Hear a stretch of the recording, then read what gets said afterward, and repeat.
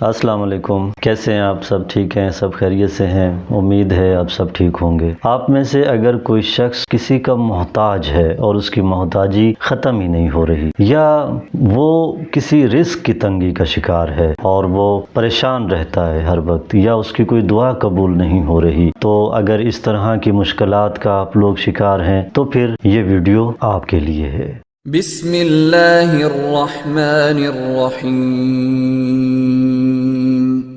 ایک وظیفہ جو آج میں آپ کی خدمت میں لایا ہوں وہ یہ ہے کہ پروردگار متعال کا ایک اسم گرامی ہے الحکم، جس کا مطلب ہے صاحب اختیار، یا قانون نافذ کرنے والا، یا ایسا فیصلہ کرنے والا کہ جس فیصلے کے بارے میں وہ مکمل اختیار رکھتا ہو۔ شب جمعہ میں یا حکم کا اگر کوئی شخص کثیر تعداد میں ورد کرتا ہے، بس اس جملے کو اپنی زبان پہ شب جمعہ میں جاری رکھے یا حکم پڑھتا رہے، تو انسان پر باطن کے دروازے کھل جاتے ہیں اور وہ اسرار الہی سے آگاہ ہو جاتا ہے۔ اور اس کے بارے میں ملتا ہے کہ یا حکم کو اگر کوئی شخص اپنا ورد زبان بنا لیتا ہے تو انسان کی زندگی اطمینان اور سکون سے گزرتی ہے۔ اور آج جیسا کہ ہر دوسرے تیسرے بندے کو یہ دیکھا جاتا ہے کہ وہ محتاجی کی زندگی بسر کر رہا ہے، مگر جو شخص یا حکم کا ورد کرتا ہے تو وہ شخص کسی کا محتاج نہیں رہے گا۔ جو شخص